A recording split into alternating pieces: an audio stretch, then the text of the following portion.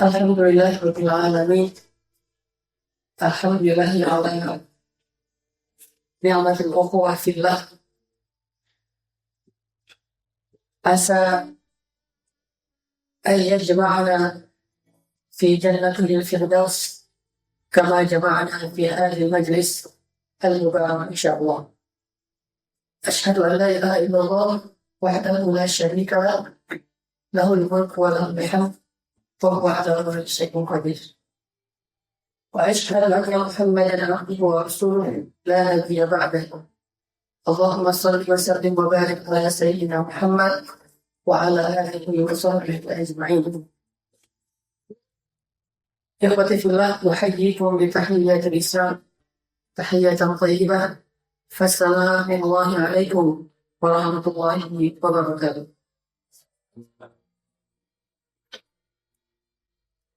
Ikhwan sekalian, sebagaimana pengumuman atau iklan lewat media sosial kita, bahwa pada malam ini kita akan belajar bagaimana cara kita menjaga ukhuwah di antara kita. Menjalin ukhuwah adalah ibadah pada Allah Subhanahu wa Ta'ala, dan menjaga ukhuwah itu juga ibadah yang bahkan lebih penting di sisi Allah Subhanahu wa Ta'ala. Maka untuk itu kita akan mengangkat sebuah judul tentang bagaimana kita bisa bertoleran dan memaafkan kesalahan di antara saudara-saudara kita, baik saudara yang kita kenal atau bahkan yang tidak kita kenal. Maka untuk itu kita akan membedah satu ayat tentang masalah ini di dalam Al-Quran. Mudah-mudahan ini bukan hanya menjadi tambahan wawasan kita, tetapi bisa langsung malam ini juga kita amalkan. Mari kita sama-sama bertilawah firman Allah di dalam surat An-Nur, surat 24, ayat 22. Silakan ikhwan sekalian membuka mushaf surat An-Nur, surat 24, ayat 22.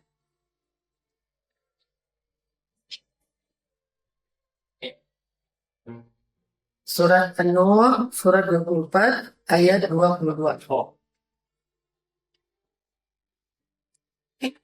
A'udzu billahi minasy syaithanir rajim. Silakan.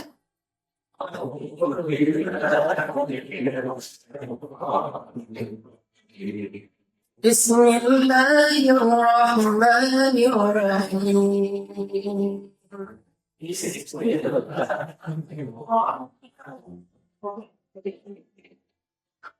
ولا يأتل أولو الفضل منكم والسعة أن يؤتوا أولي القربى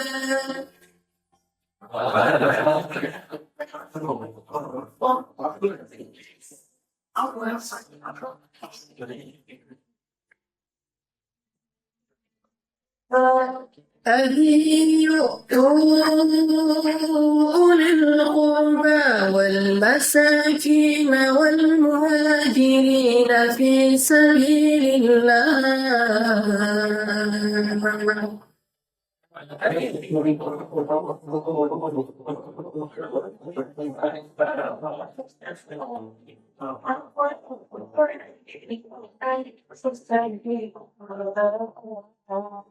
وليعفوا وليصفحوا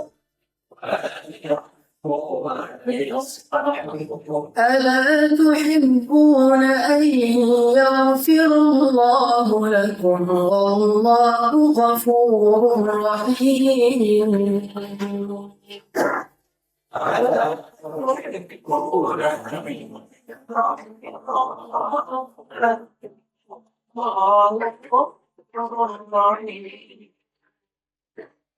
وليعفوا وليصفحوا ألا تحبون أن يغفر الله لكم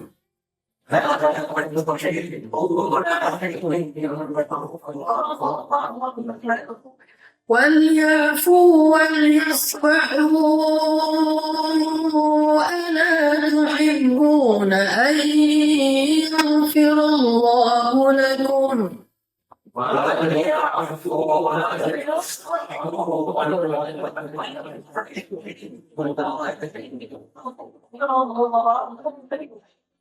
والله غفور رحيم.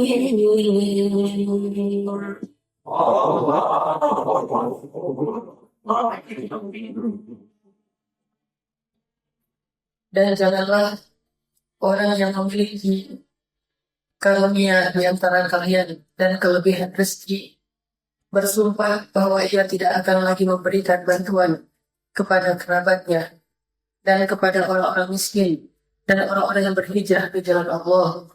Hendaklah ia memaafkan mereka dan berlapang dada. Tidakkah kalian suka jika Allah mengampuni dosa-dosa kalian? Hendaklah ia memaafkan dan berlapang dada. Tidakkah kalian suka jika Allah mengampuni dosa-dosa kalian? Dan Allah Maha Pengampun lagi maafkannya. Alhamdulillah, ya sekalian, kalau kita harus membaca terjemahan, saya kira mungkin pemahaman kita terhadap ayat ini masih agak dangkal. Karena memang sebagian besar dari ayat Al-Quran itu ada cerita di baliknya. Dan penting sekali bagi kita untuk tahu cerita itu agar menguntungkan pemahaman kita terhadap Al-Quran. Dan kalau kita ingin paham tentang ayat ini, coba kita flashback tentang sirah Rasulullah, hayatus sahabat, atau cerita-cerita yang melatar belakangi turunnya ayat ini. Dan kita kenal itu dengan istilah apa? Asbabun nuzul. Peristiwa-peristiwa yang melatar belakangi turunnya ayat Al-Quran. Ayat ini bercerita tentang seorang sahabat yang sangat dermawan, namanya Abu Bakar As-Siddiq. Yang kedermawanannya diakui oleh Rasulullah SAW, di mana Nabi mengatakan tidak ada harta seseorang yang lebih bermanfaat dan berharga bagiku dan bagi agama ini kecuali harta Abu Bakar As-Siddiq. Tidak ada orang yang lebih dermawan daripada Abu Bakar As-Siddiq dalam menginfakkan hartanya. Bahkan kita tahu adegan dalam perang Tabuk ketika Nabi SAW melelang kebaikan kepada para sahabat, siapa yang mau menginfakkan hartanya fi sabilillah, maka semua sahabat pulang ke rumah mereka masing-masing. Datanglah mereka dengan membawa harta-harta mereka.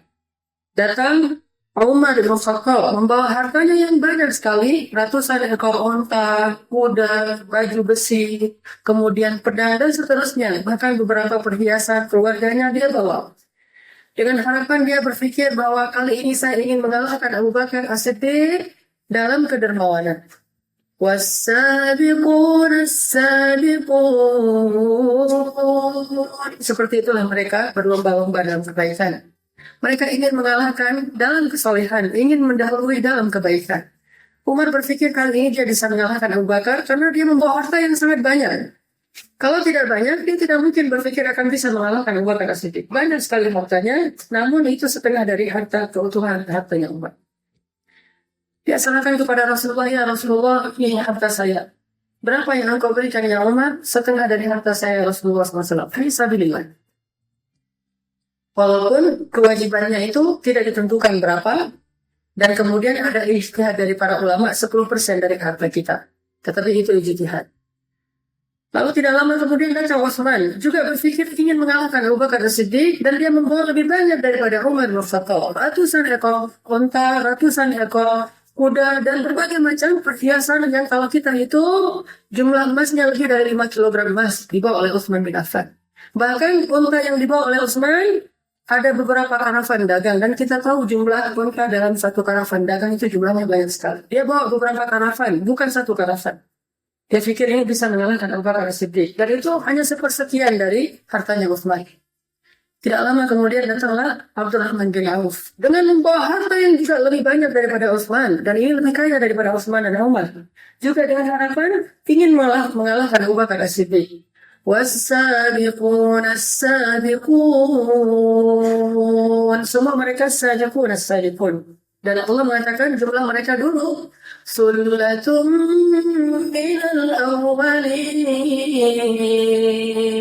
Sepertiga. Artinya satu orang sabiqun, dua orang yang ashabul yamin pada masa itu. Luar biasa jumlahnya.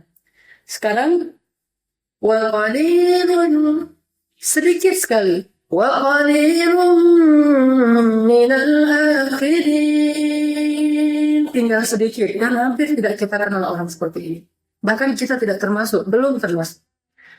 Lalu baru yang terakhir datang Abu Bakar As-Siddiq dengan membawa hartanya yang tidak terlalu banyak, masih di bawah Umar, apalagi Utsman, apalagi Abdurrahman. Lalu dia datang dan melihat orang-orang menginfakkan hartanya yang sangat banyak. Kemudian Rasulullah tersenyum dan bertanya, berapa yang engkau bawa ya Abu Bakar? Abu Bakar mengatakan, saya bawa dan saya infakkan seluruh harta saya di jalan Allah. Seluruhnya, tidak ada sisa satu dinar pun, satu dirham pun. Bahkan satu genggam gandum pun tidak tersisa di rumahnya. Kalau tersisa tidak disebut seluruhnya. Seluruhnya tidak ada sisa, bersih seperti orang pindahan rumah. Bersih hartanya, diberikan fi sabilillah. Kemudian Rasulullah bertanya untuk memberi pelajaran bagi yang lain. Lalu apa yang kau tinggalkan untuk keluargamu ya Abu Bakar? Apakah dia menjawab 1 kilogram beras? Apakah dia menjawab 1 ekor domba? Apakah dia menjawab 1 ekor unta? Atau yang lebih kecil darinya? Atau 1 dinar? Tidak. Abu Bakar ketika ditanya, apa yang kau tinggalkan untuk keluargamu ya Abu Bakar? Aku tinggalkan Allah dan Rasul. Orang semulia ini ternyata tidak lepas juga dari kekeliruan. Namanya manusia. Maka jangan berpikir manusia itu ada yang suci. Fala tuzakku anfusakum. Janganlah kalian menganggap diri kalian suci, bahkan lebih baik sekalipun. Karena orang-orang yang mulia adalah orang-orang yang walladzina yu'tuna ma atau wa qulubuhum wakilah. Udah banyak memberikan harta fi sabilillah, sudah banyak beramal, wa qulubuhum wajilah. Sedangkan hatinya masih dalam keadaan khawatir. Ya Allah, betapa lemahnya saya, betapa banyak kekurangan saya. Ini orang yang ulaika humul mu'minun. Mereka orang yang beriman. Ternyata di ayat 22 surat An-Nur, Allah memisahkan tentang sebuah kekeliruan yang dilakukan Abu Bakar As-Siddiq. Dan kekeliruan itu kemudian langsung ditutup dengan taubat dan nasuha, dan kita harus belajar dari beliau. Belajar dari keutamaannya, keistimewaannya, bahkan dari kekeliruannya. Sebagaimana kita juga belajar dari sunnah Rasul yang mulia, bahkan dari kekeliruan-kekeliruan yang dilakukan Rasulullah SAW, dan kemudian ditegur juga oleh Allah di dalam Al-Quran. Apa yang terjadi sehingga Allah turunkan ayat 22? Abu Bakar punya banyak keluarga, banyak sekali dari keluarga Abu Bakar itu yang selalu dibantu oleh Abu Bakar. Bukan hanya fi sabilillah, bahkan kepada zawil qurba. Bukankah orang yang dekat dengan kita itu punya hak atas harta-harta kita? Al-Aqrab thumma al-Aqrab, yang dekat kemudian yang lebih dekat, dan seterusnya. Abu Bakar punya banyak sekali dari keluarga besarnya yang selalu dibantu sejak mereka masih muda. Ada seorang di antara keluarga Abu Bakar, mungkin sepupu, mungkin ponakan, Allahu a'lam, yang selama ini sering dapat bantuan dari Abu Bakar As-Siddiq. Kalau dia butuh apa-apa, datang ke rumah Abu Bakar. Ada masalah, datang kepada rumah Abu Bakar. Ketika dia mau bekerja, modalnya dari Abu Bakar As-Siddiq. Dia mau menikah, maharnya dari Abu Bakar As-Siddiq. Ketika dia dalam keadaan lapar, Abu Bakar yang memberinya makan. Nafkah luar biasa diberikan oleh Abu Bakar. Tapi orang tersebut, suatu saat setelah dia berhijrah ke Madinah, dan dia digolongkan di antara muhajirin, as-sabiqun al-awwalun, tapi suatu saat dia ikut menyebarkan fitnah terhadap Aisyah radhiyallahu anha dan Sofwan bin Mu'attal, dan Aisyah anaknya Abu Bakar As-Siddiq. Kalau laki-laki itu adalah ponakannya Abu Bakar, berarti dia sepupunya Aisyah. Kalau itu adalah sepupunya Abu Bakar, berarti dia pamannya Aisyah. Yang jelas dia keluarga dekatnya Aisyah. Dia termasuk orang yang ikut menyebarkan fitnah bahwa Aisyah telah selingkuh dengan Sofwan bin Mu'attal wal-'iyadzu billah. Dan fitnah ini pernah menggoyahkan keutuhan ukhuwah di antara kaum muslimin pada saat itu. Aisyah difitnah. Seorang perempuan yang sangat mulia. Bahkan Allah mengutus Jibril, malaikat yang paling mulia di antara semua malaikat, untuk melamar Aisyah untuk Rasulullah SAW. Mana ada perempuan yang dilamar oleh malaikat untuk seorang laki-laki kecuali Aisyah. Khadijah solehah dapat salam dari Allah. Aisyah solehah, dia dilamar oleh Allah melalui malaikat Jibril untuk dinikahkan dengan Rasulullah. Bayangkan kalau yang datang untuk melamar seorang perempuan, perwakilan dari laki-laki, yang itu orang tokoh yang sangat terkenal. Katakanlah misalnya Mang Kiki mau menikah, yang datang melamar ke akhwat itu Ustaz Arifin Ilham. Itu gimana kira-kira? Mang Kiki? Amin ya. Yang datang Ustaz Arifin Ilham. Bukan nelfon, bukan apa. Datang langsung kepada akhwat. Bilang, Ukti, saya punya seorang sahabat dekat. Namanya Kiki Briges. Orangnya ganteng, manis, terus pemberani. Ya, orangnya ikhlas, mudah-mudahan amin ya. Saya rekomendasi ini, mau saya nikahkan dengan Ukti kalau Ukti setuju. Itu gimana tuh perasaannya? Ditambah lagi membawa sebuah hadiah. Hadiahnya apa? Kain sutra. Kain sutra yang berasal dari surga, bukan dari dunia, bukan yang dijual di pasar baru, dari surga. Jibril datang memberitahu tentang siapa Aisyah. Ini nggak mungkin orang yang wajahnya terlihat di kain sutra yang dari surga kemudian dimasukkan ke dalam neraka. Nggak mungkin, mustahil. Logika seperti apa yang dipakai untuk menobatkan Aisyah sebagai ahli neraka? Na'udzubillah min dzalik. Jibril turun membentangkan kain sutra itu di hadapan Rasulullah dan mengatakan, ini istrimu di dunia dan di akhirat. Istrimu di dunia dan di akhirat. Rasulullah melihat wajah yang luar biasa. Wajah tidak ada perempuan yang lebih cantik dari Aisyah pada saat itu. Bahkan mungkin sepanjang masa. Kalau laki-laki terkenal dengan Yusuf, kalau perempuan terkenal dengan Aisyahnya. Akhirnya dilamar Aisyah dan menikah dengan Rasulullah. Orang yang sesolehah ini dibilang selingkuh dengan Safwan. Dan tahukah wama adraka man Safwan? Tahukah kalian siapa itu Safwan? Laki-laki jomblo yang sangat soleh. Sahabat jomblo soleh. Mudah-mudahan kita menjadi Safwan di era 2015. Jomblo dan soleh. Itu luar biasa, difitnah. Sehingga akhirnya sampai saking fitnah itu luar biasa, membuat Rasul sendiri hampir percaya dengan berita tersebut. Dan sudah bersiap-siap mau menceraikan Aisyah. Bayangkan saking dahsyatnya fitnah. Fitnah itu enggak. Walaupun salah istilah fitnah itu lebih kejam dari membunuh, itu enggak, bukan itu maksudnya. Fitnah di ayat itu artinya kemusyrikan. Kemusyrikan lebih berbahaya daripada peperangan. Maka perangilah orang musyrik kalau mereka menghalangi kita. Tapi enggak salah juga secara makna bahwa fitnah itu dosa besar. Bahkan bisa membuat seseorang terbunuh karenanya. Dan bahkan bisa membuat suami menceraikan istrinya karena fitnah dari luar. Aisyah difitnah. Dan tahukah kita bagaimana perasaan seorang mukmin ketika Aisyah difitnah? Seperti perasaan seorang anak ketika ibunya difitnah. Karena Aisyah adalah ibu kita. Bukan Kartini. Kartini adalah pahlawan kita. Dan Kartini adalah ibu saya. Karena ibu saya namanya Kartini. Kalau saya boleh mengatakan ibu saya Kartini, memang ibu saya Kartini. Tapi kita kayaknya agak-agak ini mengatakan ibu saya Kartini. Tapi ibu kita Khadijah, Aisyah, Ummu Salamah dan seterusnya para ummahatul mukminin. Apa perasaan antum ketika ibu antum dituduh berselingkuh, ibu antum disebut ahli neraka, ibu antum dituduh pengkhianat dan seterusnya? Apakah kita tidak pantas untuk marah? Yang tidak marah berarti dia tidak mencintai Aisyah. Tetapi kemarahan kita tetap beradab dan berakhlak karena kita mencintai Aisyah yang mengajarkan kita tentang akhlak yang mulia, pemalu, mulia, yang sangat orang yang sangat pemaaf. Aisyah radhiyallahu anha. Ketika Rasulullah hampir saja menceraikan Aisyah, Rasulullah untuk terakhir kalinya meminta pendapat dari beberapa orang sahabat. Apa pendapatmu ya Utsman? Saya tidak tahu ya Rasulullah. Apa pendapatmu ya Talha? Saya tidak tahu ya Rasulullah. Apa pendapatmu ya Zubair? Saya tidak tahu ya Rasulullah. Apa pendapatmu ya Ali? Ya Rasulullah.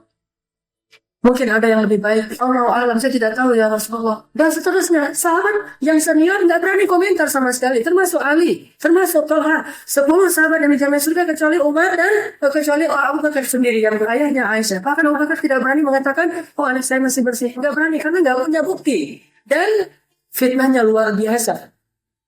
Ketika manusia tidak ada yang bisa membela Aisyah radhiyallahu anha yang mulia, Allah turunkan ayat dari langit untuk membela Aisyah.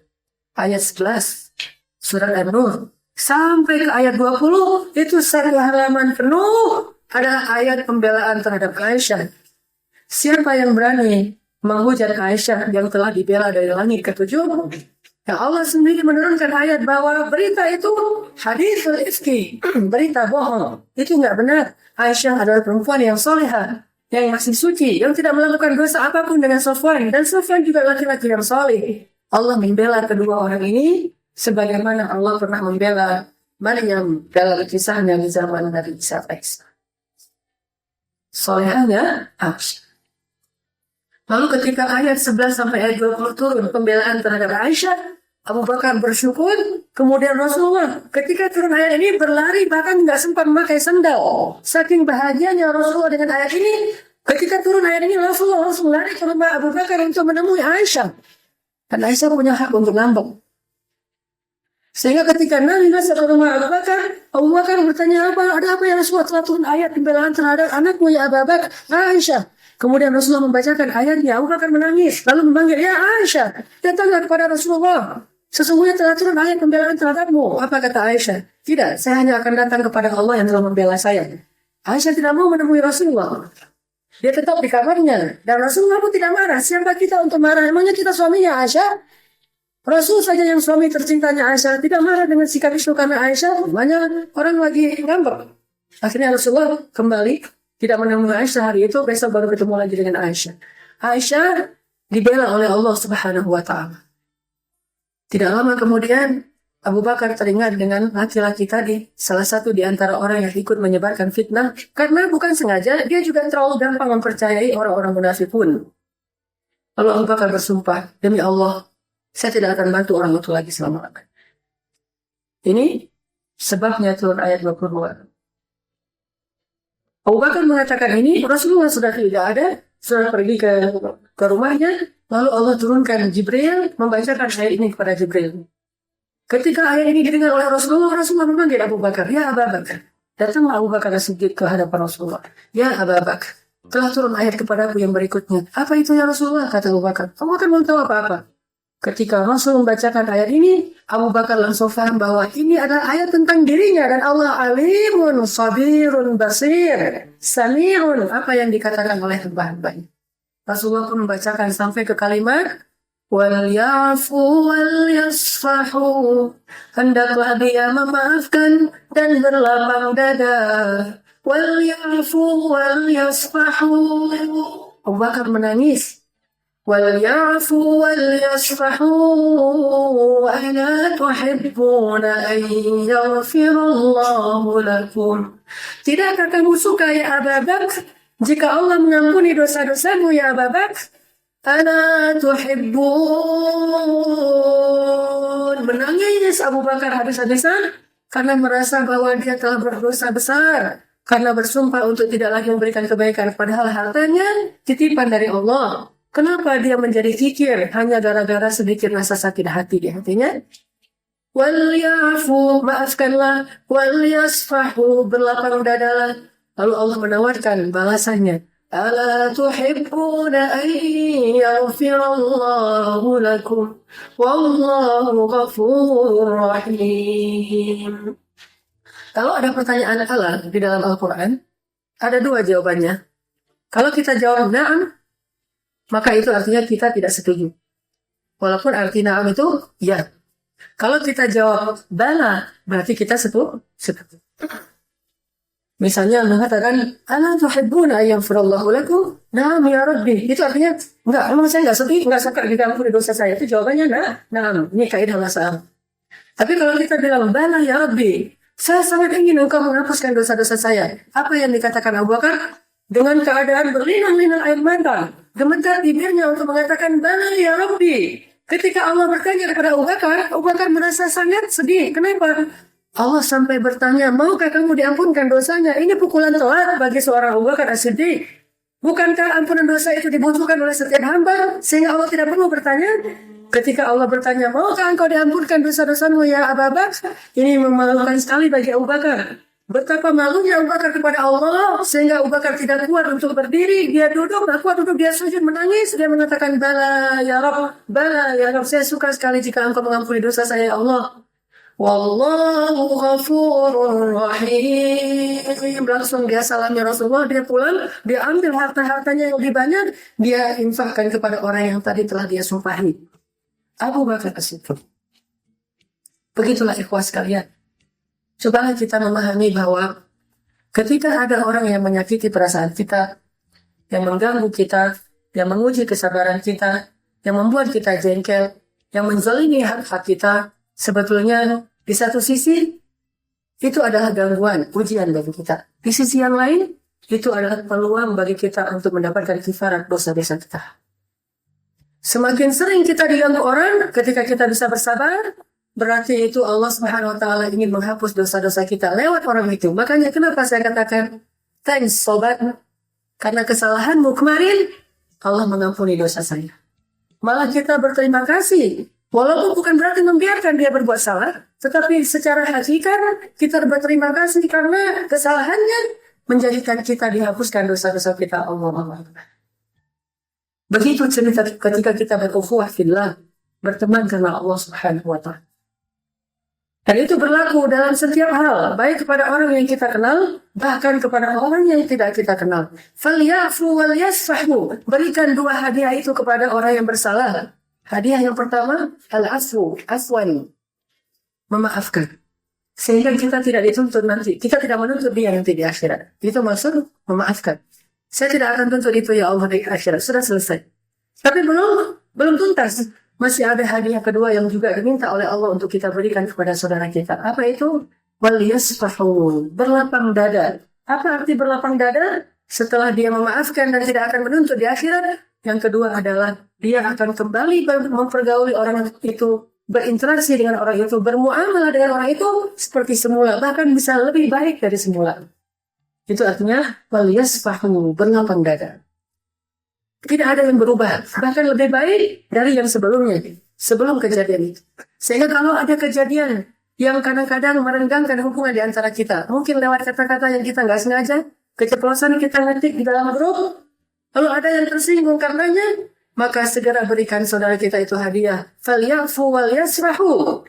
Setelah itu kita balas dengan ucapan yang lebih baik, sehingga Allah Subhanahu wa taala menjanjikan, ala tuhibbuna an yaghfirallahu lakum. Tidakkah kamu suka jika Allah mengampuni dosa? Bukankah kita ini pemuda hijrah termasuk saya? Masing-masing kita pernah punya masa lalu jahiliyah yang kita berumur dosa yang luar biasa. Dan kita juga tidak tahu sebanyak apa dosa itu saking banyaknya. Dan kita pun malu untuk bisa diketahui oleh orang lain karena masih banyak yang kita tidak ceritakan yang justru lebih memalukan dari yang sudah pernah kita ceritakan. Dosa kita banyak. Dan kita butuh ampunan dosa dari Allah. Sehingga ketika ada masalah di antara kita, segera kita ingat, spontanitas kita latih, oh, ini adalah peluang untuk mendapatkan kifarat dosa. Alhamdulillah, saya maafkan, saya lapang dada, Allah hapuskan dosa kita. Ada yang salah lagi. Bukan berarti ketika begini kita membiarkan, tidak. Ada nanti bab yang lain, watawassaw bil haq, watawassaw bis sabr, watawassaw bil marhamah, dan seterusnya sesuai dengan kadarnya masing-masing, sesuai dengan tingkatnya masing-masing, sesuai dengan kondisinya masing-masing. Tapi di sisi yang ini, kita belajar untuk melapangkan dada dan memaafkan dia. Sudah selesai.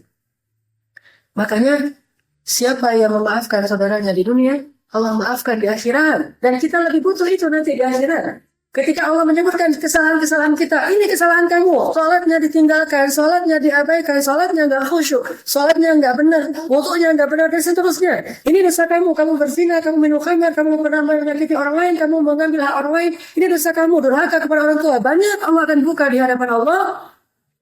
Lalu di akhir Allah mengatakan, karena kamu suka memaafkan saudaramu, hari ini saya maafkan kesalahan saya. Ala tuhibbun. Dan saya merasa ini saya banyak salah. Tetapi saya sedihnya, kenapa sulit kita memaafkan orang lain? Kenapa ego kita lebih besar daripada keyakinan kita akan ampunan dosa di sisi Allah? Ala tuhibbuna an yaghfirallahu lakum. Saya lagi belajar sekarang, walaupun belum sukses, belum hebat-hebat amat. ketika merasa diganggu oleh orang baik di jalan, atau mungkin tetangga yang nggak mengerti fikih bertetangga, kan umat kita ini sedikit ilmunya tentang akhlak, sehingga mereka nggak tahu hak-hak tetangganya, hak sahabat dan seterusnya. Kadang merasa diganggu oleh tetangga tanpa mereka sadari, atau mereka sadar tapi meremehkannya. Dan kadang-kadang gangguan itu benar-benar menyesakkan dada kita. Di saat yang sama saya langsung belajar, ya Allah, oh ini ampunan dosa darimu yang engkau hadiahkan kepada saya lewat tetangga saya. Terima kasih tetangga, karena kesalahanmu Allah menghapuskan dosa-dosa saya. Sehingga kita, bukan berarti kita biarkan. Katakanlah misalnya ada tetangga yang buang sampahnya di depan rumah kita, ramai, sehingga bau lah, sehingga lalat masuk ke rumah kita, banyak diganggu dan seterusnya. Kita ingatkan, jangan buang sampah di sini, saya terganggu dan seterusnya. Tanpa kita membalasnya, tanpa kita menyakiti perasaannya, tetapi tetap kita ingatkan supaya dia tidak bertambah dosanya. Dan kita pun memaafkan dan berlapang dada. Ketika ada kebaikan-kebaikan, kita tidak akan lupa namanya untuk tetap kita berikan kebaikan. Lapang dada. Ini namanya orang yang mendapatkan ampunan dosa melalui orang lain. Sahabatnya, tetangganya, orang yang tidak dia kenal. Begitu juga di jalan. Supir angkot berbuat kesalahan mungkin dengan dia karena dia buru-buru atau apa. Itu berarti ampunan dosa. Terima kasih supir angkot, saya dapat ampunan dosa. Ada motor yang nyelonong aja, terima kasih pengendara motor, saya dapat ampunan dosa. Ada orang yang mungkin terburu-buru sehingga dia nyelip kita dan kita akhirnya hampir aja kecelakaan. Terima kasih pengendara yang terburu-buru karena kamu Allah mengampuni dosa saya. Bayangkan ini, secara bertahap kita melatihnya. Emang nggak bisa sekaligus. Kita tidak sehebat Abu Bakar As-Siddiq, tapi belajarlah untuk menyerupainya walaupun sedikit. Insya Allah nanti kita lanjutkan lagi setelah storage. Bismillahirrahmanirrahim. Ikhwati fillah, Allah Subhanahu wa Ta'ala ketika memperlakukan hambanya yang istimewa, dan kemudian Allah menjanjikan kepadanya kebaikan-kebaikan, seringkali Allah menjanjikan akhirat untuknya. Karena di sisi Allah, akhirat itu lebih utama daripada dunia. Ini menunjukkan keistimewaan Abu Bakar As-Siddiq. Betapa ketika dia dalam keadaan marah besar, dalam keadaan sakit hati, sampai dia bersumpah tidak akan membantu orang itu lagi, seketika itu juga marahnya menjadi reda, sakit hatinya menjadi hilang, dadanya menjadi lapang, hanya karena satu tawaran Allah Subhanahu wa Ta'ala yang baginya jauh lebih berharga dari semua ego pribadinya. Dan tawaran itu adalah akhirat. Ketika Allah menawarkan kepadanya maghfirah. Ketika Allah menawarkan kepadanya taubah. Ketika Allah menawarkan kepadanya aibun minan nar, terbebas dari api neraka. Tidak berpikir sama sekali. Senangnya Abu Bakar dan terharunya Abu Bakar ketika ditawarkan maghfirah oleh Allah mungkin mirip dengan ekspresi orang yang sering kadang-kadang ketika kita lihat di media ada orang yang dikerjai marah gitu. Ada acara-acara yang sengaja ngerjain orang. Kalau di zaman dulu yang suka ngerjain orang itu orang Yahudi. Walaupun saya nggak bilang ini acara Yahudi, hanya dulu perangai suka ngerjain orang itu adalah perangai Yahudi. Senang sekali ngerjain orang, isengnya itu iseng untuk memudaratkan keadaan orang lain. Dan senang juga ngerjain orang itu di jalan. Makanya Nabi paling nggak suka kepada orang yang nongkrong di jalan. Nggak suka sekali Nabi kepada orang yang suka nongkrong di jalan. Lalu muncullah hadis-hadis tentang adab-adab di jalan. Termasuk tidak menyulitkan orang yang melewat atau memudahkan dia ketika ada hambatan dan seterusnya. Nah, orang yang dikerjai ini kemudian marah. Setelah dia marah, dalam keadaan dia hampir meledak, kemudian diganti dengan sebuah tawaran bahwa dia sudah masuk TV. Atau diganti dengan bahwa dia karena dikerjai akhirnya dapat uang 100.000, 200.000 atau hadiah apapun, atau minimal bersalaman dengan artis.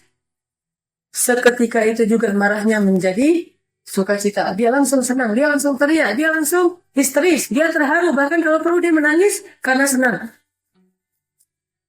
Ini kalau kita melihat segala kebaikan itu dari sudut pandang duniawi. Bagi seorang Abu Bakar, tidak ada tawaran lebih baik daripada tawaran akhirat. Karena mereka yakin bahwa akhirat itu lebih dahsyat daripada dunia.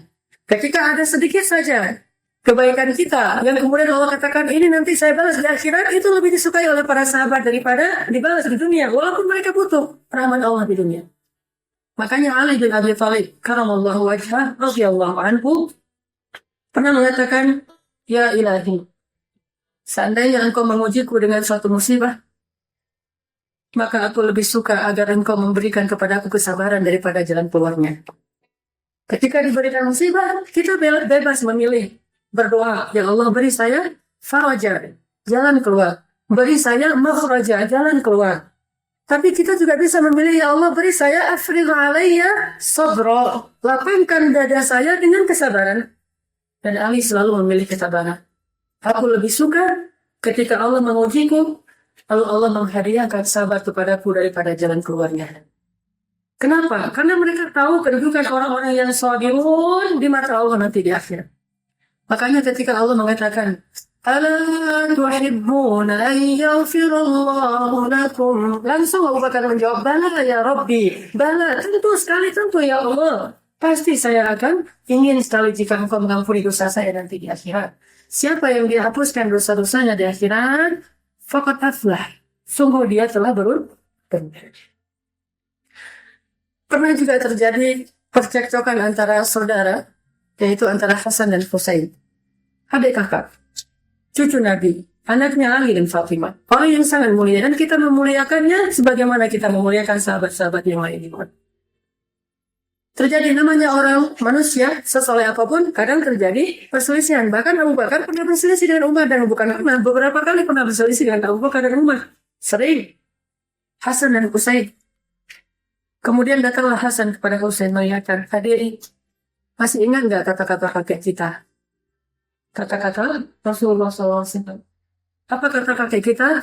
Jika ada dua orang saudara yang bertikai, yang pertama mengajak damai adalah yang pertama masuk surga. Siapa yang pertama mengajak islah, damai, baik meminta maaf atau memberi maaf, tergantung siapa yang salah, atau kalau dia nggak ngerti siapa yang salah, pokoknya damai aja. Maka yang pertama mengajak damai, dia yang pertama masuk surga. Langsung keduanya berpelukan, menangis. Dan nggak ingat lagi dengan masalah mereka. Kenapa? Karena surga itu lebih mereka rindukan daripada mempertahankan ego mereka. Ngapain mempertahankan ego kalau kita kehilangan kesempatan masuk surga? Ini bukan sebuah bandingan yang pas. Masa ego kita ambil lalu surga kita buang? Naudzubillah min dzalik. Sehingga ketika diingatkan bahwa kakek kita pernah mengatakan bahwa siapa yang mengajak damai lebih dulu, dia yang lebih dulu masuk surga. Dan ini bisa juga masuk kategori was-sabiqun as-sabiqun.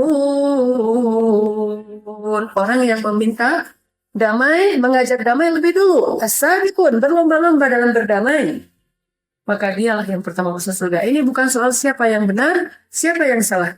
Siapa yang kakak, siapa yang adik. Siapa yang tua, siapa yang muda. Siapa yang gengsi dan siapa yang tidak. Ini soal siapa yang lebih dulu ingin masuk surga. Bukan siapa yang salah dan siapa yang benar. Kalau kita salah, maka kita meminta maaf, kita lebih dulu masuk surga. Kalau kita merasa benar, kita dulu memberi maaf, kita lebih dulu masuk surga. Ini soal siapa yang ingin. Ulaikal muqarrabun. Dan itu akan sering terjadi dalam hidup kita. Suami istri, kadang yang salah suaminya. Istri segera memaafkan suaminya, istrinya lebih dulu masuk surga dari suaminya. Yakinlah itu. Nanti ketika mereka sama-sama demikian, dilihat mana yang lebih sering. Maka kalau kita ingin menilai di antara kita di sini, siapa yang akan lebih dulu masuk surga? Bukan, belum tentu saya karena saya imam. Karena saya dia duduk di atas kursi. Belum tentu. Walaupun itu harapan saya, tetapi kita bisa menilai ketika ada masalah di antara kita. Siapa yang pertama datang untuk mengajak damai, dialah yang pertama masuk surga. Pada saat itu, dia yang akan disebut yang pertama masuk surga. Nanti ada masalah lagi, kita adu-aduan aja nih. Fastabiqul khairat. Berlomba, kita berkompetisi untuk mengumpulkan sebanyak mungkin track record bahwa kita yang pertama mengajak damai. Sehingga nanti di akhir hayat baru Allah akan mengumpulkan semua catatan itu, lalu dilihat siapa yang paling sering mengajak damai ketika ada permasalahan di antara mereka. Itulah orang yang sabiqun. Maka yang sabiqun fid dunya, mereka juga yang sabiqun fil akhirah. Makanya disebut dua kali sabiqun was-sabiquna as-sabiqun. Artinya was-sabiquna fid dunya fahumus sabiquna fil akhirah. Siapa yang berlomba-lomba dalam kebaikan di dunia, dia juga yang lebih dulu dan berlomba-lomba masuk ke dalam surga. As-sabiqun as-sabiqun. Sebagaimana juga di surat Al-Mu'minun. Sehingga Hasan dan Husain kembali damai. Terjadi juga percekcokan antara Aisyah dengan ponakannya Abdullah ibnu Zubair. Yang saya pernah cerita tentang solehnya Abdullah ibnu Zubair. Abdullah mengatakan Aisyah itu boros dan seterusnya, dan Abdullah salah. Kemudian Aisyah bersumpah, saya tidak akan ngomong lagi dengan Abdullah selama-lamanya. Ini sumpah yang tidak dibolehkan dalam agama, tapi orang emosi. Akhirnya Abdullah datang ke tempat Aisyah, ini bibinya, dan dia boleh memeluknya karena bibinya sendiri mahram. Dipeluk Aisyah, kemudian Abdullah menangis, ya ibu orang-orang yang beriman, wahai bibi, wahai Aisyah, wahai orang yang solehah, maafkanlah saya, bukankah Nabi mengharamkan kita untuk memutuskan silaturahim lebih dari 3 hari? Ketika diingatkan dengan itu, kemudian mengatakan, semoga kita dirahmati oleh Allah dengan saling memberi maaf. Langsung Aisyah menangis. Lalu Aisyah mengatakan sambil menangis, Nasri, gimana dengan sumpah saya? Saya sudah terlanjur. Akhirnya Aisyah membebaskan 40 orang budak demi menebus kesalahan bersumpahnya. 40 orang budak, satu orang budak di atas 100 juta. Ini kesungguhan mereka untuk meraih ridho Allah Subhanahu wa taala dan membuang ego mereka dalam hati. Kadang-kadang muncul namanya insan. Makanya berlakulah ayat wa tawassaw bil haq wa tawassaw bis sabr. Kalau enggak dia lafi khus. Kalau dia tidak menggunakan wa tawassaw bil haq wa tawassaw bis sabr, dia menganggap dirinya udah sempurna dan ideal, udah perfect, maka dia akan menjadi orang yang innal insana lafi khusr. Rugi dia. Terjadi juga antara Bilal dengan Abu Ayyub al-Ansari. Karena Abu Ayyub marah kepada Bilal, nggak ikut instruksi. Waktu itu yang pimpinannya, amirnya, seperti Mukhayyam kita ada amirnya adalah Abu Ayyub. Bilal melakukan sesuatu yang tidak diperintahkan oleh Abu Ayyub atau mengganggu jamaah. Ini biasa terjadi dalam sebuah jamaah. Dia melakukan sesuatu dengan inisiatifnya dan mengganggu jamaah. Sehingga akhirnya amirnya marah. Abu Ayyub marah. Dan karena marah, Abu Ayyub mengatakan, Yabdas sauda, wahai anak perempuan yang hitam. Saking marahnya Abu Ayyub. Dan kesalahan Bilal waktu itu memang fatal. Membahayakan nyawa kaum muslimin, membahayakan pasukan. Kalau kita mungkin kesalahan kita hanya merepotkan yang lain. Kalau ini membahayakan nyawa, yang wajar Abu Ayyub marah. Dan mengatakan, Yabdas sauda, wahai anak perempuan yang hitam. Menangis Bilal karena sedih disebut nama ibunya. Ketika selesai, pulang ke Rasulullah, Bilal ngadu kepada Rasulullah. Rasulullah memanggil Abu Ayyub dan mengatakan, Ya Abu Ayyub, innaka mru'un fika syai'un min jahiliyah. Kamu ini masih punya sifat jahiliyah, bagaimana akan masuk surga? Nangis Abu Ayyub, cari Bilal, langsung mencium kakinya, dia peluk. Kaki Bilal dia cium, ya Bilal, balas saya dengan kata-kata yang sama. Tidak ya Abu Ayyub, tidak. Demi Allah, kalau kamu tidak membalasnya, saya tidak akan bangun. Tidak ya Abu Ayyub, wallahi tidak akan.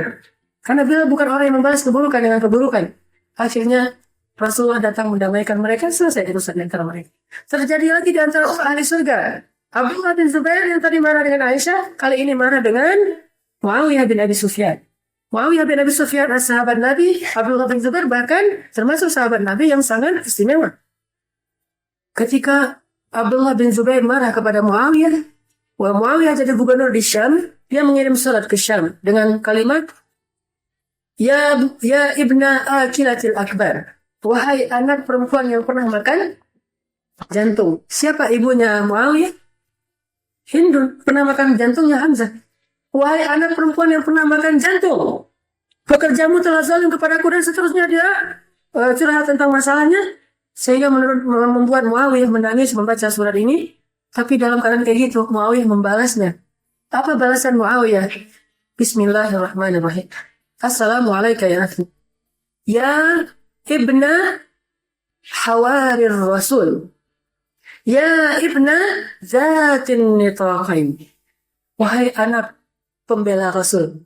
Yang disebut dengan pembela Rasul, Zubair bin Awam. Ayahnya Abdullah bin Zubair. Ini pujian. Wahai anak Hawarir Rasul. Wahai anak pembela Rasul. Wahai anak Zatin Nitaqain. Itu Asma. Ibunya Abdullah. Asma binti Abi Bakr. Yang menolong Rasulullah dalam perjalanan hijrah dengan membawa ikat pinggangnya, kemudian dia dikenal dengan perempuan yang punya 2 ikat pinggang. Dan ini pujian juga, Zatin nitaqain, wahai anak perempuan yang punya 2 ikat pinggang, saya minta maaf, itu di luar kemampuan saya tidak tahu kalau pekerja saya menzalimimu, maka saya hadiahkan kebun saya untukmu sebagai bentuk permintaan maaf saya. Abdullah bin Zubair membaca surat ini menangis, kemudian dia langsung pergi ke Syam dan memberikan kebunnya untuk Muawiyah beserta dengan hadiah Muawiyah dikembalikan kepada Muawiyah. Begitu mereka bermuamalah. Dan ini sesama ahli surga. Walaupun kita mendengar cerita tentang Muawiyah begini dan begitu, kata Nabi, iyyakum wa ashabi, hati-hati kalian dengan sahabatku. Gimana pun, gak boleh kita bersuuzon dan mengatakan hal-hal yang tidak pantas tentang sahabat.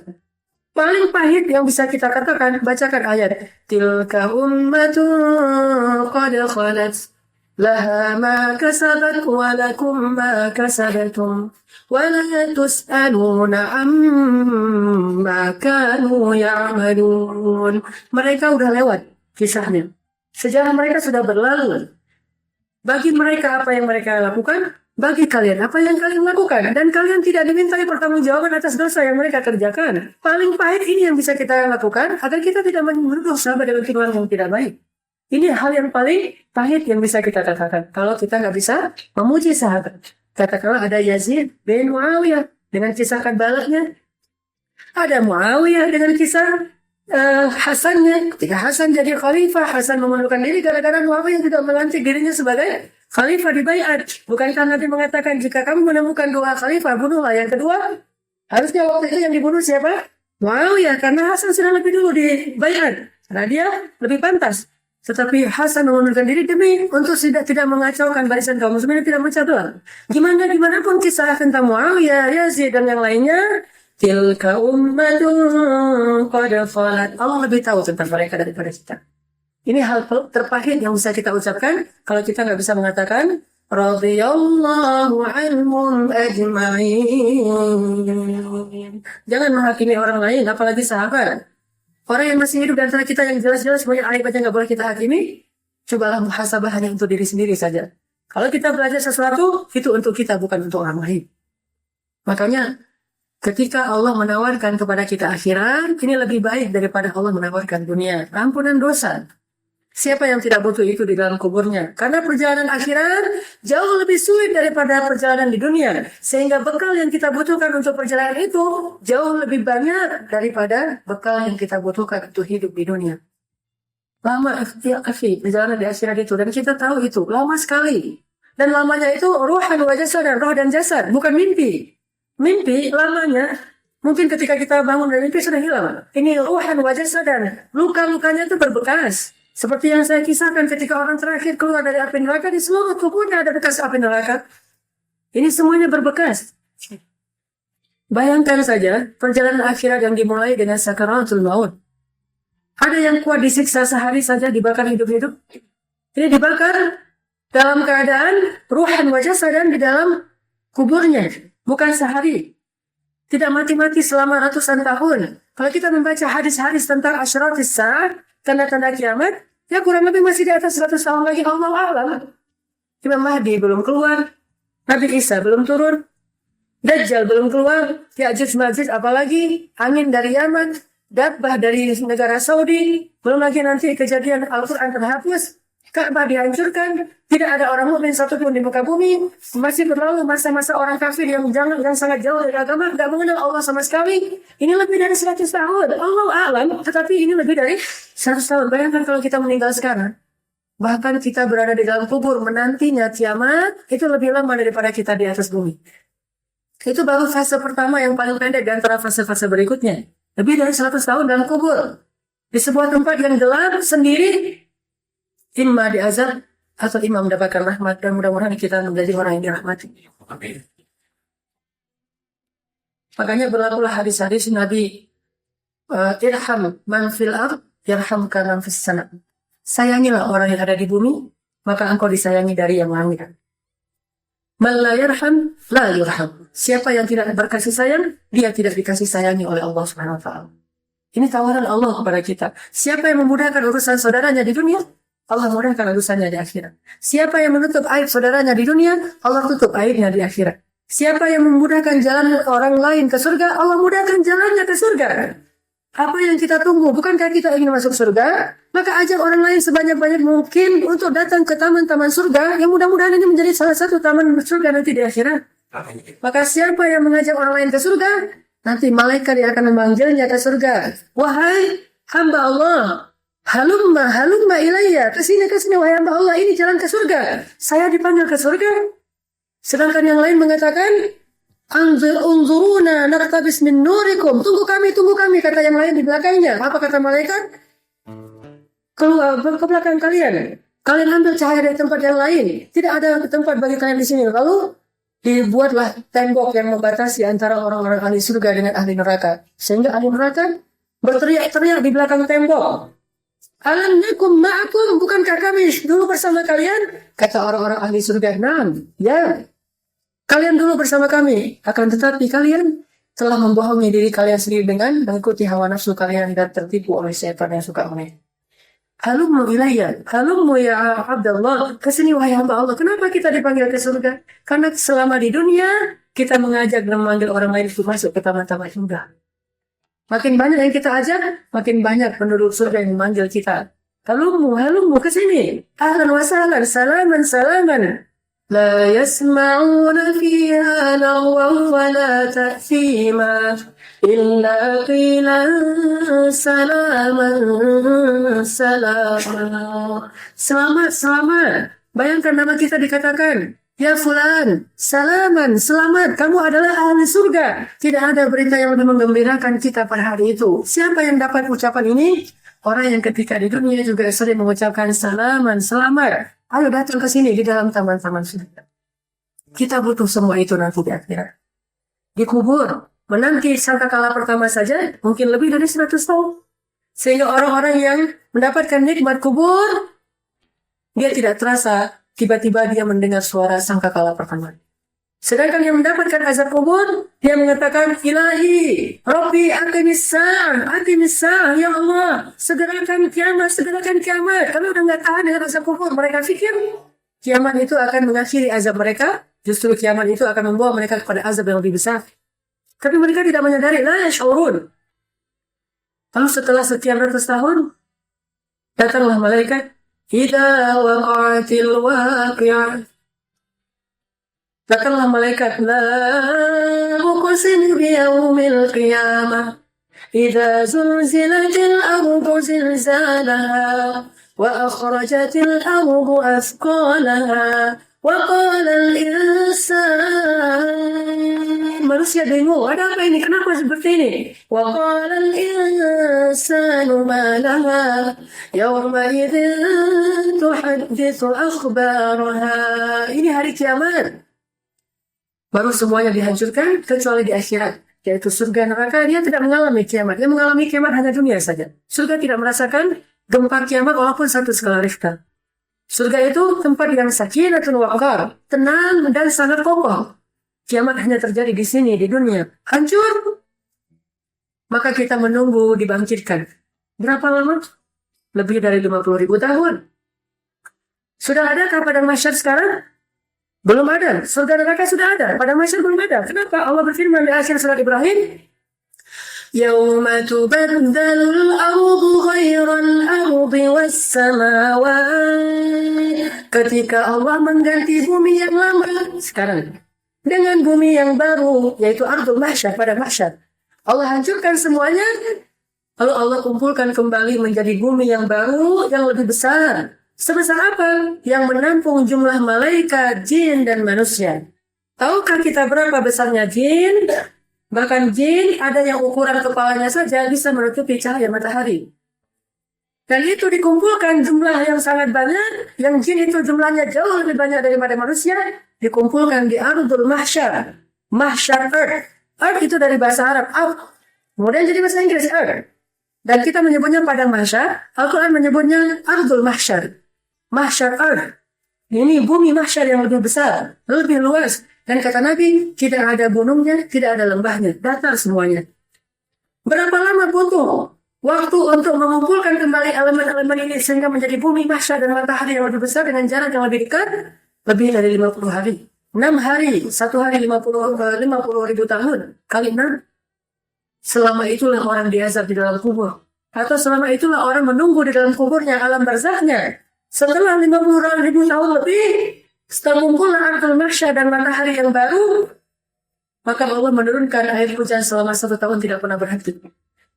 Turun air hujan, kata Allah, dari airlah kami ciptakan segala kehidupan. Maka dikumpulkanlah tulang belulang manusia di dalam ardul mahsyar, seperti Allah mengumpulkannya di dalam rahim seorang ibu. Dikumpulkan kembali, bahkan itu lebih mudah daripada penciptaan yang pertama. Itu disebut penciptaan yang kedua. Setelah dikumpulkan, semua manusia sudah utuh lagi, bahkan tidak dikhitan. Semua yang pernah dikhitan dikembalikan sampai seutuh-utuhnya. Rambutnya sepanjang-panjangnya, semua yang pernah dia cukur dikembalikan. Setelah sempurna, datang lagi malaikat kedua. Yauma yad'ud da'i ila syai'in nukur. Datanglah malaikat da'i. Malaikat penyeru meniupkan sangkakala kedua. Seketika itu juga manusia bangkit dari kuburnya dalam keadaan telanjang dan tidak dicubit. Bahkan kalau kita dikuburkan satu kuburan dengan pasangan kita, ketika bangkit kita tidak akan melihat dan menoleh sekalipun kepada pasangan kita. Saking nukur, saking mengagetkannya hari itu. Yauma yafirrul mar'u min akhihi. Hari ketika seorang lari dari saudaranya, wa ummi wa abi, dari ibunya dan ayahnya, wa sahibatihi wa bani, dari istrinya dan anaknya, likulli imri'in minhum yawma idzin sya'nun yughni. Semua sibuk dengan dirinya sendiri-sendiri. Aisyah bertanya ketika membaca ayat ini, "Ya Rasulullah, bagaimana keadaan kita hari itu?" Kata Rasulullah, "Alian, telanjang ya Aisyah." Kata Aisyah, "Aduhai betapa memalukan hari itu." Ya Aisyah, bagaimana kami mengatakan memalukan sementara tidak ada yang peduli dengan orang lain? Kita dikuburkan, kita membeli lahan untuk perkuburan keluarga. Ya, kita melihatnya di dunia, itu kuburan keluarga. Ketika dibangkitkan, kita tidak akan mengenal orang di sebelah kita. Ini belum hari yang saling mengenal. Nanti di pada masa kita akan kenal. Di mana da'i, malaikat itu memanggil kita? Malaikat itu memanggil kita mim makanin qarib, dari sebuah tempat yang dekat. Apa itu tempat yang dekat? Kata ulama tafsir, yaitu Palestina. Palestina adalah negeri kebangkitan. Di sanalah manusia akan dipanggil oleh malaikat untuk dikumpulkan di tempat perhisaban. Maka beruntunglah orang yang meninggalnya di negeri makanin qarib. Kenapa kita bercita-cita Palestina itu negeri impian? Itu harus menjadi jalani kehidupan kita yang terakhir, perjalanan terakhir kita. Bahkan Nabi mengatakan, la tasuddur rihal illa salas. Dan yang ketiganya adalah Al-Aqsa, Palestina. Kita harus jadikan Palestina itu negeri terakhir yang akan kita tuju. Bukan sebagai seorang pelancong, tapi sebagai seorang pembebas. Yang membebaskan Al-Aqsa dari penjajahan orang-orang yang zalim Israel. Bukan Yahudi, karena Zionis itu bukan bentukan Yahudi. Zionis itu dibentuk dengan mengambil dan meminjam nama Yahudi. Sebetulnya kepentingan orang-orang penyembah setan. Bahkan ada orang Yahudi yang menentang Zionisme. Tetapi banyak juga orang Yahudi yang mendukungnya karena kebodohan mereka. Ketika mereka dipanggil dari makanin qarib Palestina. Kata Allah seperti apa? Khusyan absaruhum. Manusia bangkit dari kuburnya seperti jamur di musim hujan. Semuanya duduk di atas kuburnya dan bertanya, hari apa ini? Hari apa ini? Lalu mereka tertunduk pandangannya karena takut. Ya Allah, celaka hari ini, celaka hari ini. Khusyan absaruhum yakhrujuna minal ajdath. Dalam keadaan takut, mereka keluar dari kuburnya. Ka'annahum jaradun muntashir. Mereka seperti belalang yang berterbangan. Dipanggil oleh malaikat dari, ya ayuhan nas, ya ayuhal jin, wahai manusia, wahai jin, halummu ilayya, kesini kalian semuanya yakhrujuna minal ajdath. Semuanya keluar serentak seperti belalang yang kita usik di tempat-tempat ilalang. Banyak belalang, tenang. Lalu datang seseorang anak kecil mengusiknya, terbang sekaligus. Begitulah keadaan mereka. Ka'annahum jaradun muntashir. Muhti'ina ilad Dan di situ ada kita. Di antara belalang-belalang itu ada kita dengan ruhan wajah dan seperti yang sekarang ini. Kita yang sekarang ini bukan mimpi. Dan nama kita dipanggil dengan nama yang ada di sekarang di dunia. Semuanya berkumpul di sekeliling malaikat itu. Lalu saat itu berkata orang-orang kafir, وَيَقُولُ الْكَافِرُونَ هَذَا يَوْمٌ عَسِيرٌ. Aduhai, ini hari yang sangat melelahkan. Ini akan jadi hari yang sangat berat. Sama seperti ketika kita kemarin datang ke Ciwidey dalam keadaan hujan deras, dan mungkin sebagian kita tidak membawa jas hujan, mungkin sebagian kita tidak membawa perlengkapan yang cukup, dan kita berkata di dalam hati kita masing-masing, ini akan menjadi hari yang sangat berat. Padahal ini hanya ujian kecil. Bagaimana dengan ujian di padang mahsyar yang perjalanannya beribu-ribu tahun, tapi kita tidak punya bekal karena kita selalu mengabaikan tawaran-tawaran Allah. Allah mengatakan, Ya ayyuhalladzina amanu hal adullukum ala tijaratin tunjikum min adzabin alim. Tidak mau ya Allah. Hayya 'alal falah. Tidak mau ya Allah. Ala tuhibbuna an yaghfirallahu lakum. Tidak mau ya Allah. Kita abaikan semua tawaran Allah. Hari itu akan berkata, Hadza yaumun nasir. Aduhai celaka. Ya Allah, kembalikan kami ke dunia. Tidak bisa kembali ke dunia. Lalu perjalanan akhirat di padang mahsyar pun dimulai. Kita melihat teman kita ada yang dipanggil, kemudian diletakkan di atas mimbar cahaya. Lalu kita melihat teman kita yang lain ada yang dikumpulkan di bawah naungan Allah. Karena dia ahli masjid.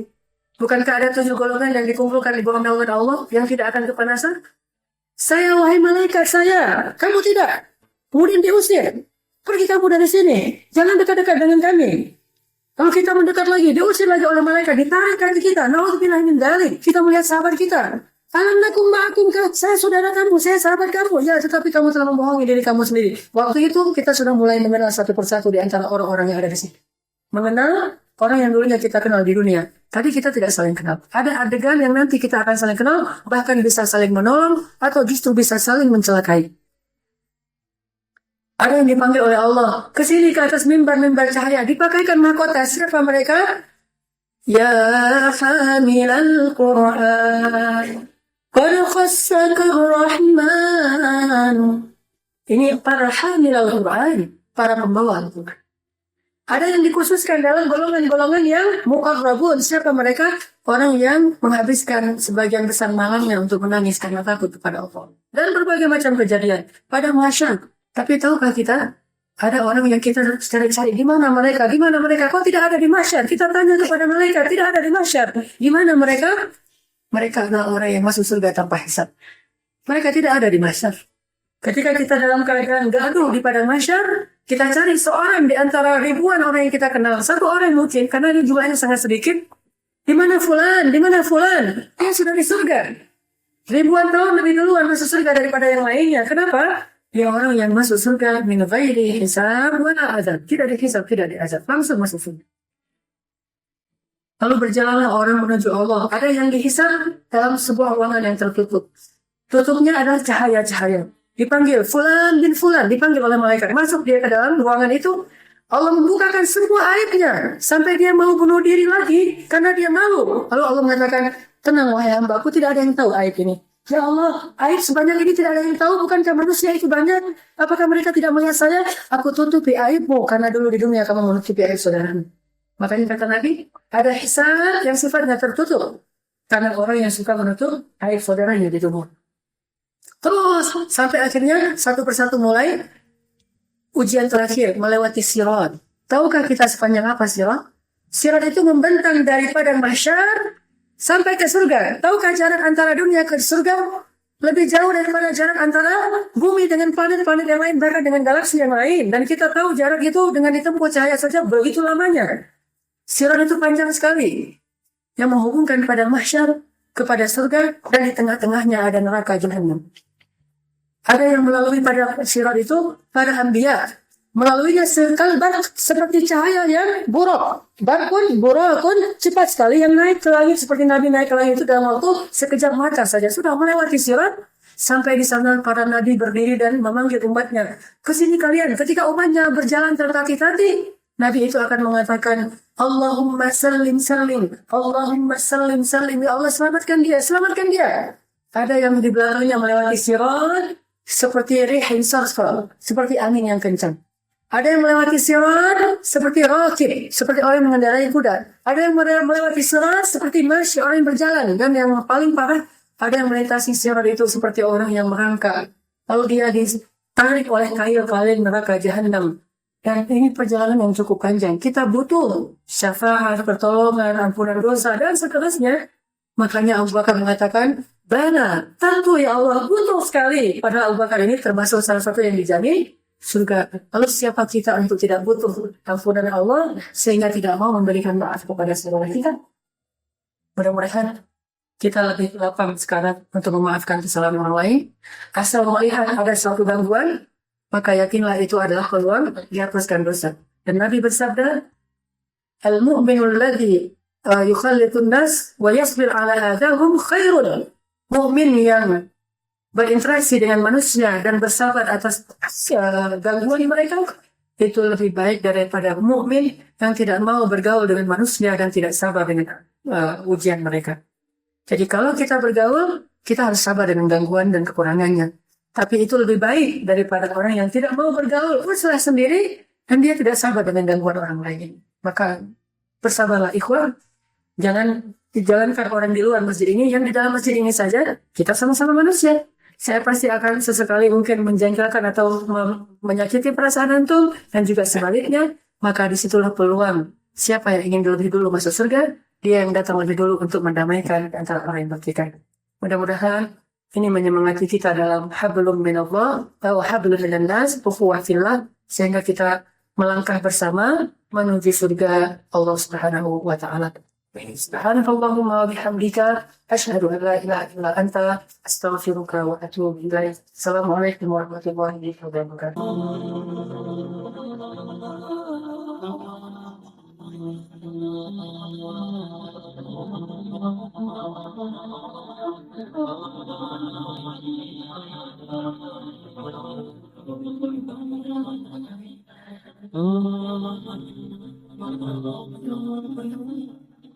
Sejak Rasulullah wafat, berkali-kali Bilal minta izin kepada Abu Bakar untuk ikut jihad dan gak pulang lagi ke Madinah, pengen tinggal di tempat yang lain. Udah gak kuat lagi berada di Masjid Nabawi. Karena orang yang dia cintai telah wafat. Tapi gak diizinkan oleh Abu Bakar sampai akhirnya setelah sekian lama membujuk Abu Bakar bisa diizinkan, pergilah Bilal dan akhirnya Bilal tinggal di Syam. Kalau sekarang Suriah. Di sanalah Bilal menikah. Jadi selama ini dia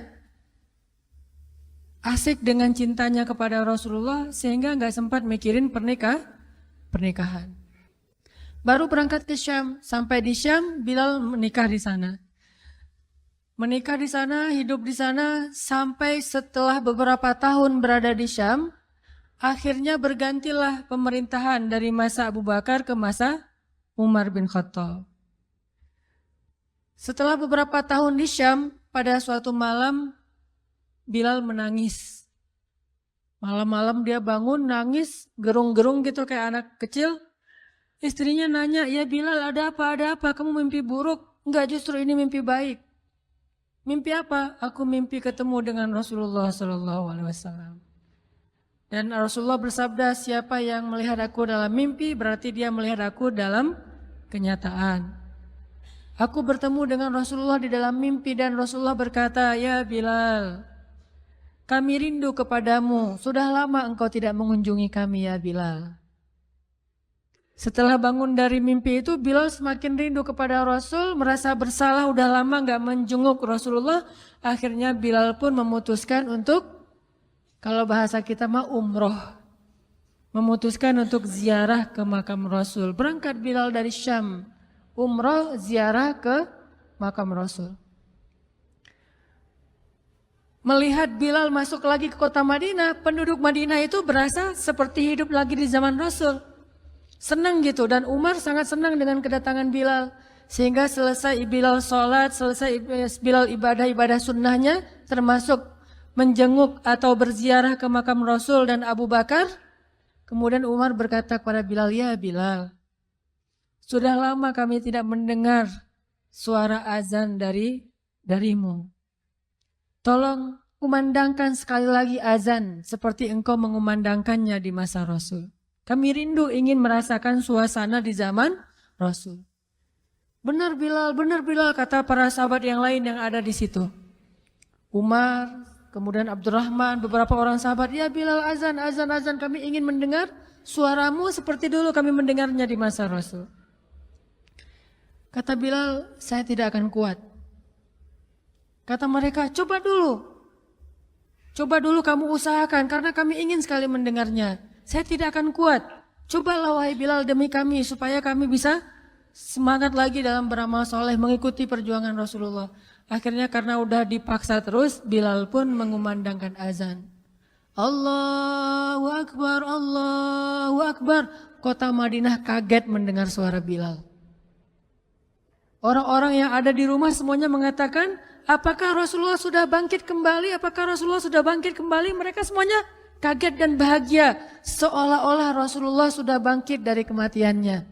Seperti Isa seolah-olah diturunkan kembali setelah dia diangkat ke langit. Satu kota Madinah tuh kaget bahagia gitu.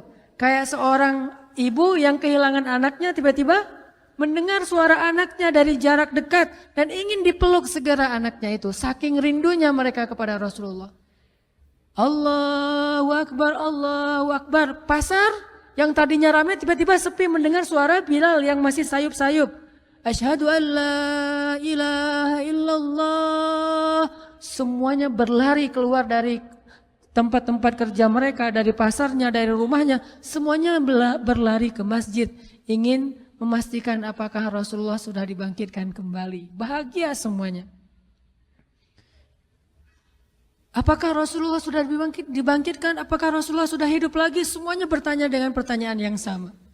Asyhadu an la ilaha illallah. Semuanya semangat datang ke masjid, ngumpul, ramai banget. Kemudian ketika Bilal mengatakan, Asyhadu anna Muhammadar Rasulullah.